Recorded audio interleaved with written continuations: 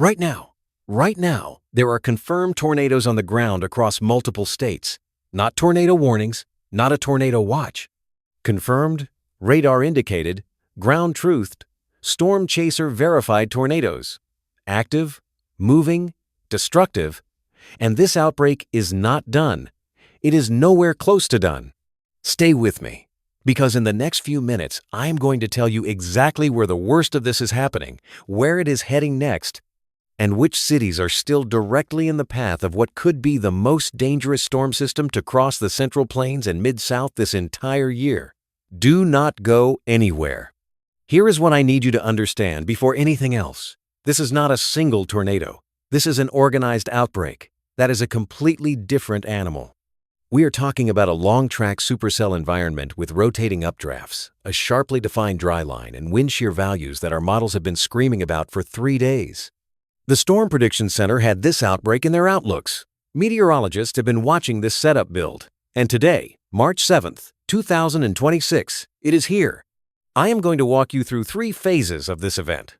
I am going to show you the danger tiers, name the cities you need to watch, and later in this video, I'm going to tell you something the overnight model runs just shifted on something that may extend this threat further east than anyone expected. That is coming. Stay with me.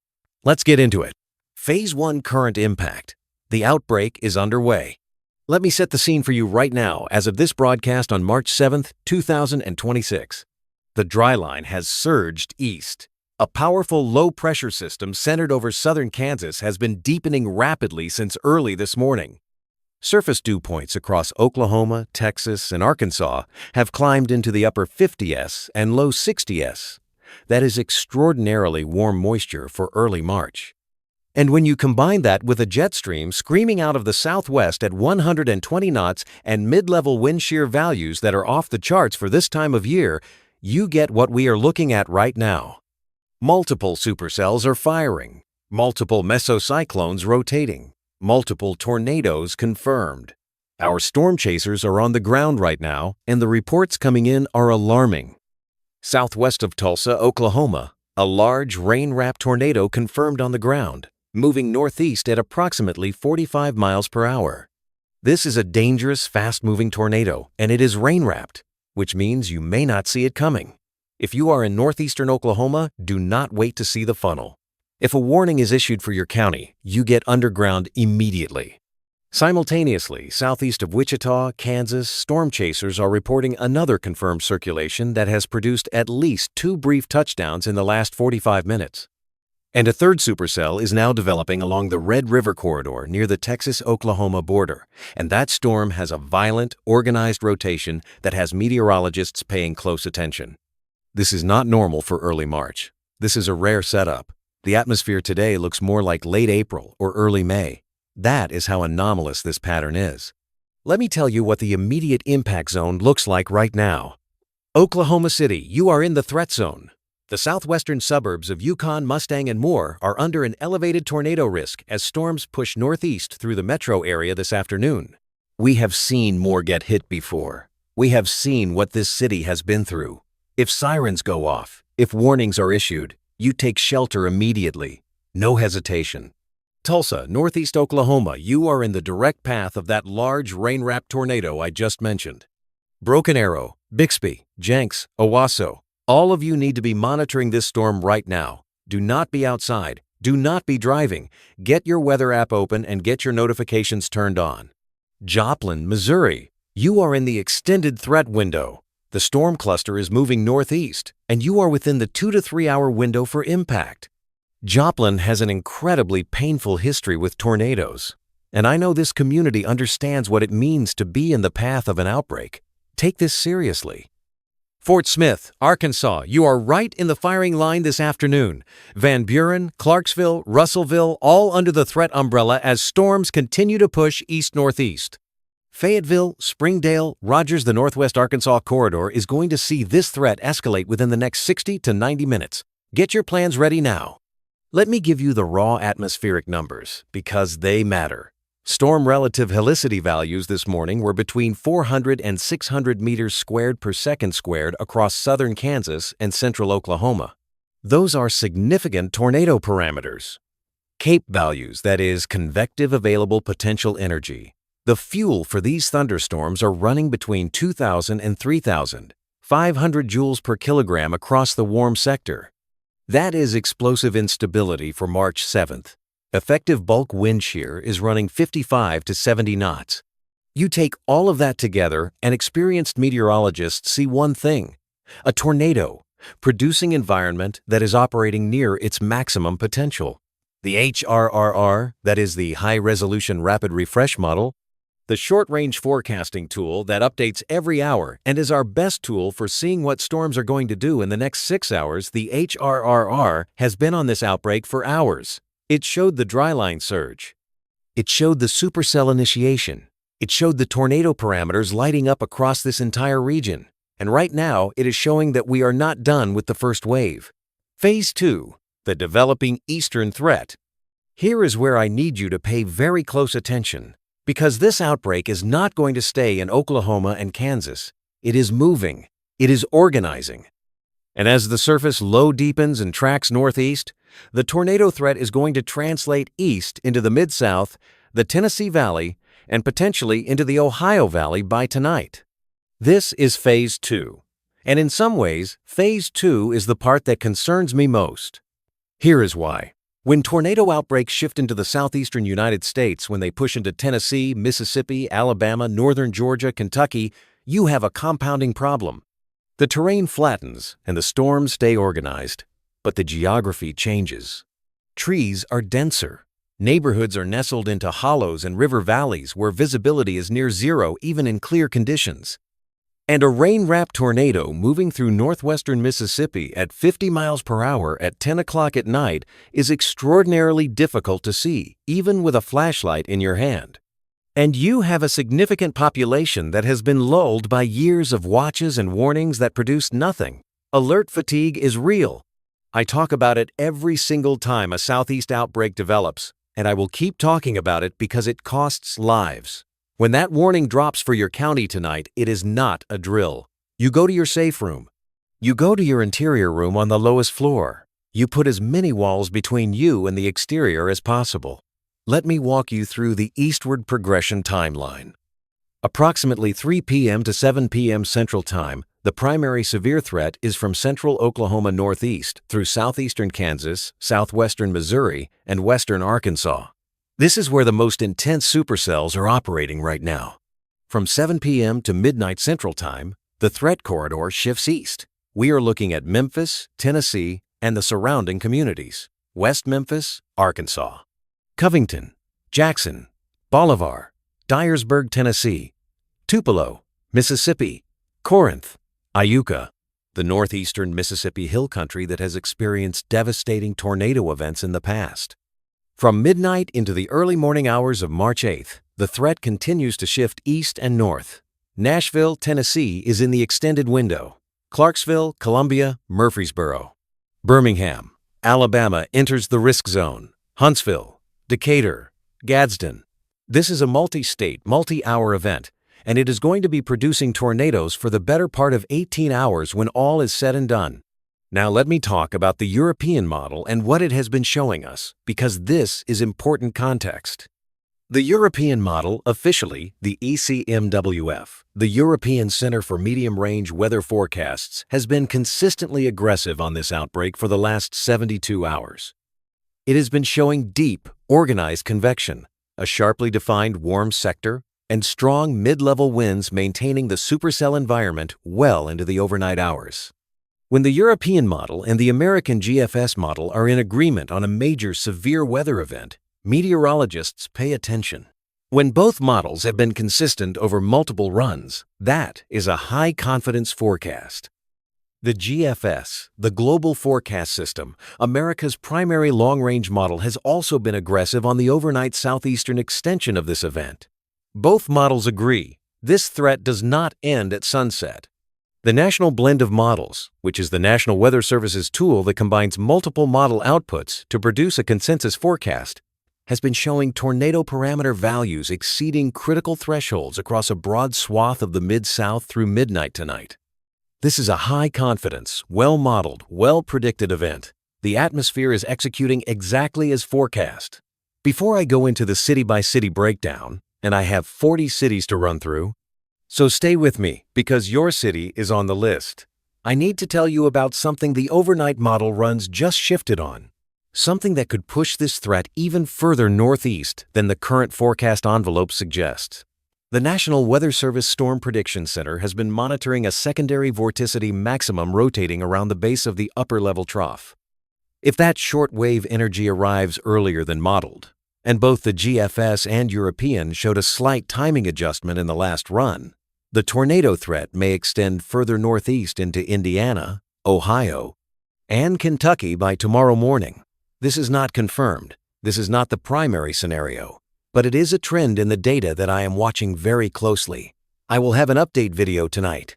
You need to be subscribed and you need to have notifications on so you get that video the moment it drops. And after this outbreak, I am going to tell you what the long-range pattern looks like for the next 2 weeks, because there is something developing in the mid-range that has my attention. Stay for that. Phase 3, Secondary Threat and Pattern Reload. Phase 3 of this event involves the cold air that is going to flood south behind this departing storm system. As the low tracks northeast and the dry line passages sweep through, a cold front is going to drag sharply colder air down from the north. Temperatures that are currently in the mid-60s across central Oklahoma are going to drop 35 to 40 degrees within 12 hours of frontal passage. By tomorrow morning, March 8th, overnight lows across Kansas will be in the low 20s. Oklahoma City will drop back to 28 degrees. That is a 38-degree temperature crash in less than 24 hours. This matters for 2 reasons. First, the instability that is fueling today's tornado outbreak shuts off quickly behind the front. The severe weather threat diminishes rapidly once that cold air wraps in. Second, the rapid temperature drop behind the front creates an additional hazard. Freezing rain and sleet are possible across parts of Missouri, Illinois, and Indiana tonight as cold air undercuts the warm, moist air mass. A 1/4 inch to 1/2 inch of ice accumulation is possible across a narrow band from Street, Louis northeast through Indianapolis, with localized amounts potentially higher if precipitation is heavy enough. Street Louis, you need to watch for ice tonight. Springfield, Illinois, Terre Haute, Indiana, Evansville, Louisville, Kentucky is in the fringe zone. A glazing of ice on roads and bridges is going to make driving dangerous in the overnight hours.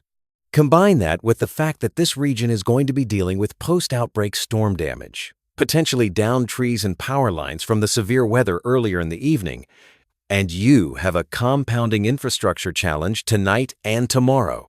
Temperature drops in detail. Wichita, Kansas, currently 63 degrees at the time of this broadcast. By midnight, 38. By sunrise, March 8th, 24 degrees. That is a 39-degree drop in about 12 hours. Tulsa from 66 down to 31 by tomorrow morning. Kansas City from the upper 50s this afternoon to 27 degrees overnight. Memphis, Tennessee from 68 degrees at the time of severe weather to 38 by dawn on March 8th. Wind chills behind the front will make it feel like the teens and low 20s across Kansas, Missouri, and Iowa.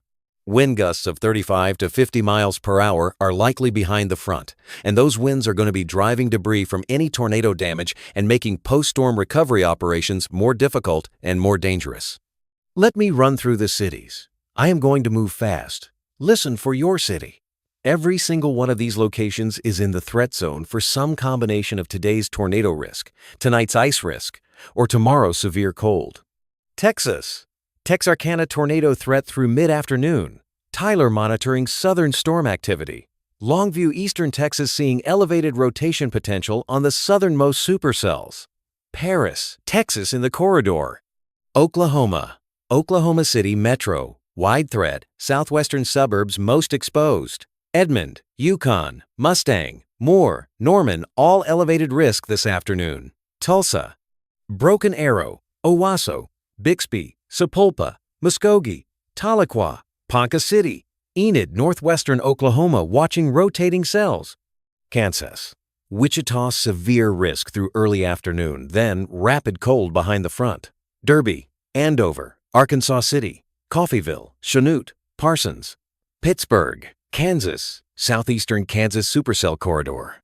Missouri, Joplin direct path, 2 to 3 hour window. Neosho, Carthage, Springfield, Missouri watching supercell progression northeast. Poplar Bluff, Cape Girardeau, Street.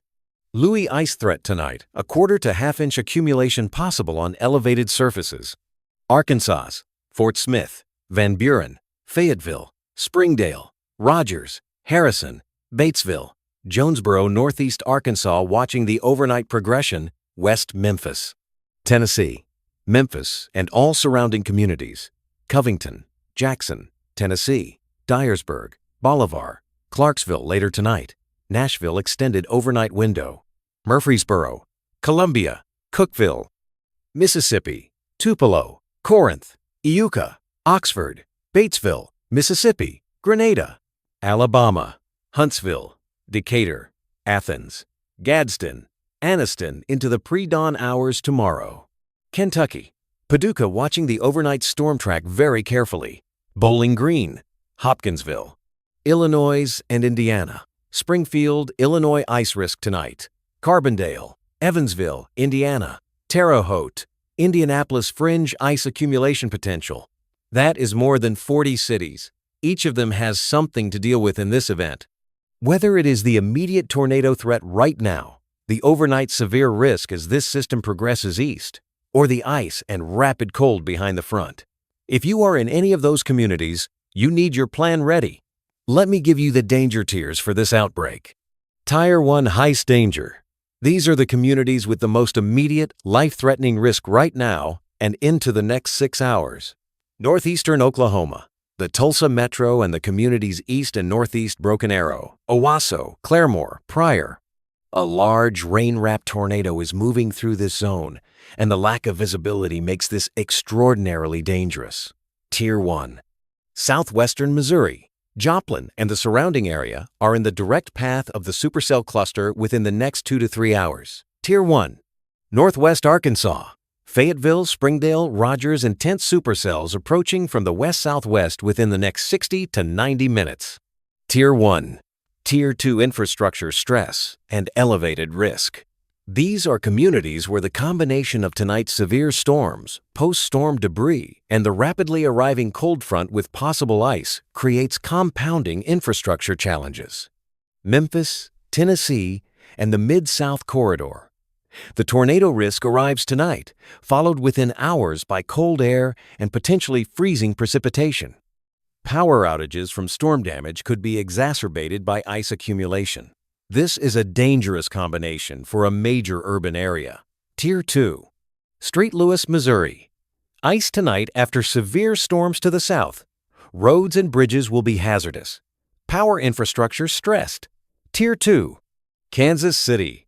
Severe weather risk this afternoon, then temperatures crashing 35 to 40 degrees with strong winds tonight. Any damage from afternoon storms makes overnight recovery operations treacherous. Tier 2. Tier 3 southern cities with lower tornado preparedness. These are communities in Mississippi, Alabama, and Tennessee that are in the overnight threat zone. The danger here is not necessarily that conditions are worse. The danger is that these events happen at night in communities with legacy housing stock, in terrain that limits visibility and shelter options. Tupelo, Mississippi. Huntsville and Decatur, Alabama. Jackson, Tennessee.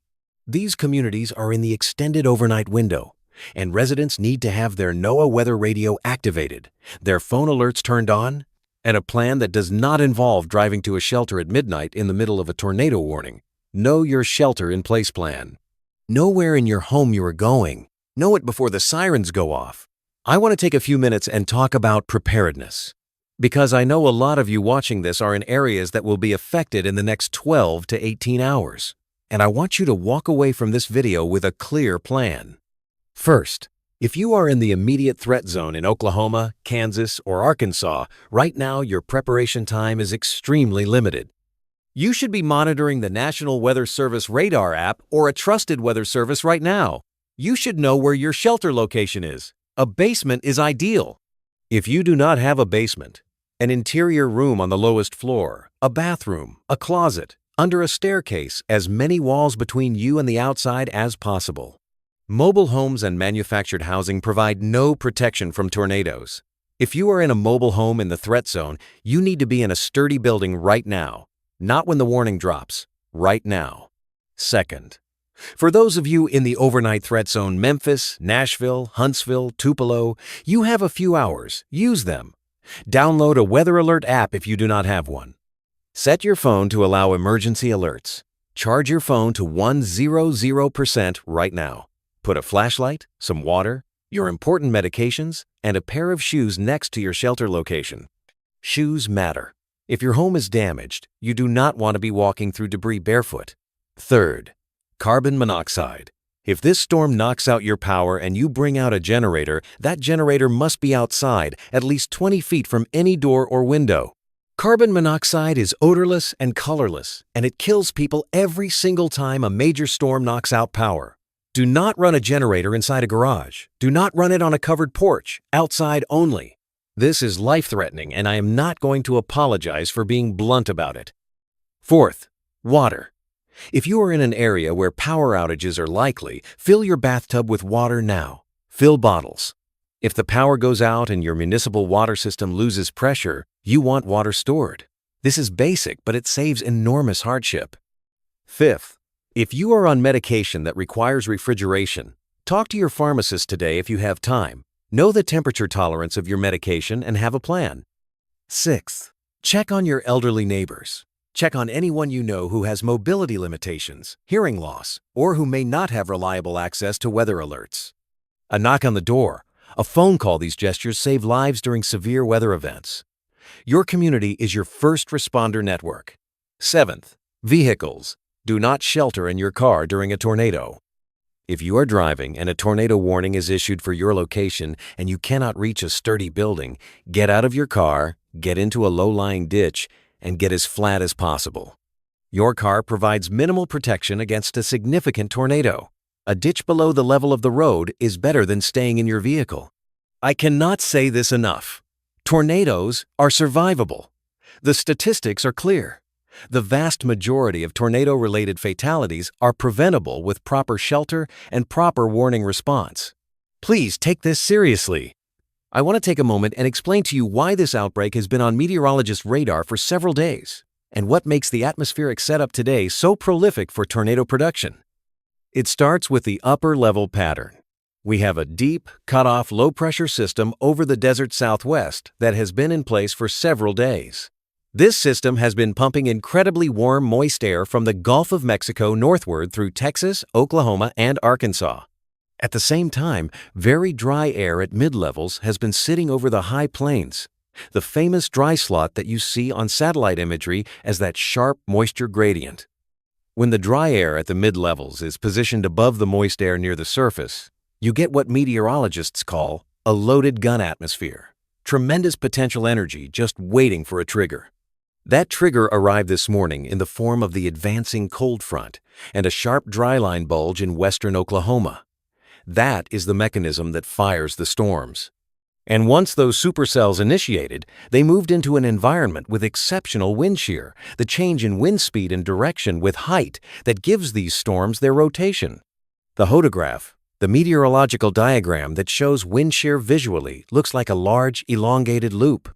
That shape tells experienced meteorologists that the atmosphere is capable of producing long-track violent tornadoes. This is not a marginal tornado setup. This is a significant, well-organized, well-forecast outbreak event. The SPC, the Storm Prediction Center in Norman, Oklahoma, had this area under a moderate risk, which is their third highest risk category. Moderate risk days produce tornadoes, not sometimes, consistently. And a significant portion of today's setup has characteristics that lean toward the higher end of the moderate risk spectrum. This is a day that will be studied and analyzed by meteorologists for years. Let me walk through the models one more time because this is critical information. The HRRR High-Resolution Rapid Refresh runs every hour on a 3-kilometer grid. It is our best short-range tool. Right now, the HRRR is showing supercell activity persisting across Oklahoma and Kansas through the early evening hours. Then a new round of discrete supercells initiating along the cold front as it pushes into Arkansas and Tennessee. The HRRR is showing tornado parameter values exceeding critical thresholds across western and central Tennessee from roughly 8 p.m. to 2 a.m. tonight. That is a 6-hour window of elevated tornado risk for the Memphis to Nashville corridor in the overnight hours.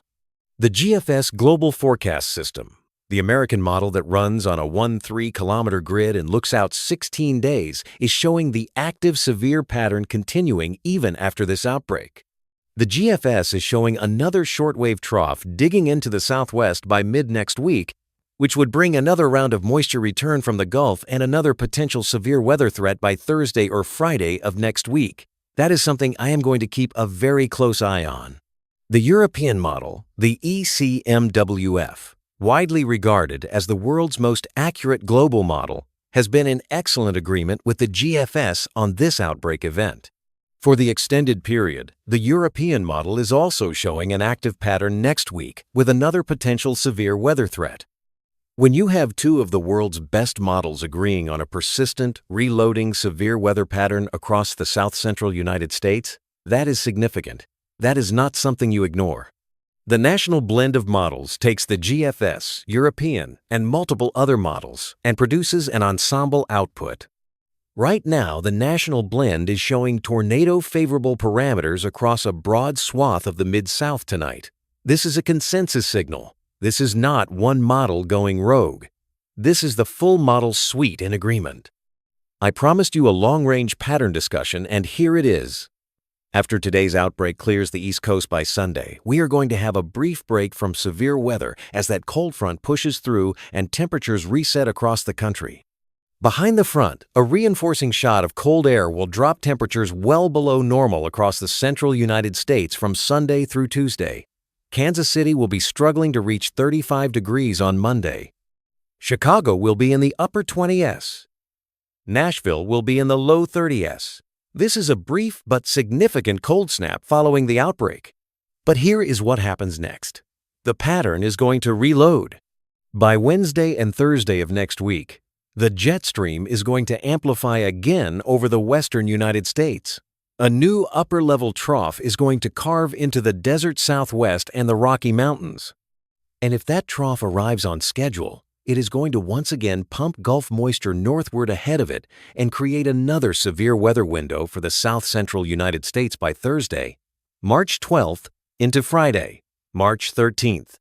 This is not unusual for early spring patterns. We call it a reload. The atmosphere keeps flipping back to a severe weather configuration.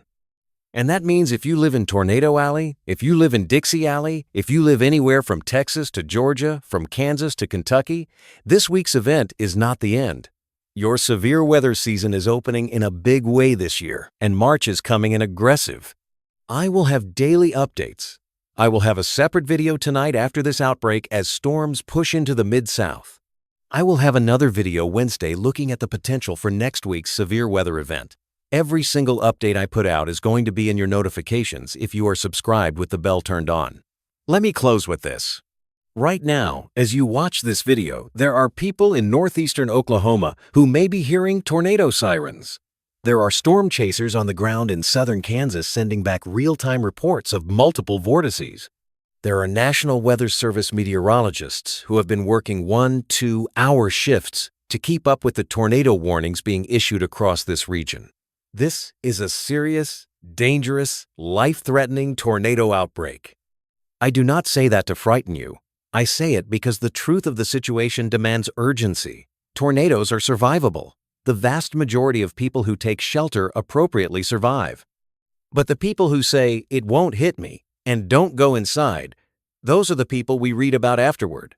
Don't be that person today. Don't be that family. If you are in the threat zone, you have a phone in your hand right now. You are watching this video. That means you have the information. You have the awareness. Now act on it. Go to your shelter location. Turn on your NOAA weather radio. Call your family members and make sure they know. Every single minute that you are prepared and waiting is a minute that puts you ahead of the storm. This is not normal. This is not a routine spring afternoon. This is a rare, early-season violent tornado outbreak in an environment that has meteorologists using words like prolific and significant and historic. Take it seriously. Get inside. Stay inside until you receive the all clear. And for those of you watching from outside the immediate threat zone from across the country or watching after the fact to understand what happened today, please share this video. Send it to the person you know in Oklahoma. Send it to your family in Memphis. Send it to your friends in northern Alabama who might be up at midnight tonight and not tracking the weather forecast. A share costs you nothing, and it might be the thing that puts someone in a shelter instead of in their living room. If you are not subscribed to this channel, please subscribe right now. I will have an update video tonight as the storm system pushes into the Mid-South. I will have another video Wednesday night as we watch the next severe weather pattern reload across the plains. Every single update, every single shift in the models, every single new piece of information, it is all going to come through this channel first. Hit that like button. It takes 1 second and it tells the algorithm to share this video with more people who need to see it. During severe weather events, reach is lives. The more people this video reaches, the more families have access to accurate forecast information. Hit like.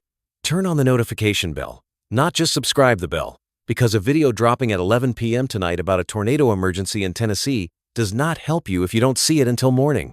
And check the community tab. I post real-time updates there between videos during active severe weather events. Model shifts, radar updates, confirmation of significant tornadoes, it all goes to the community tab first. Stay safe, stay inside, stay aware. I will see you in the next update.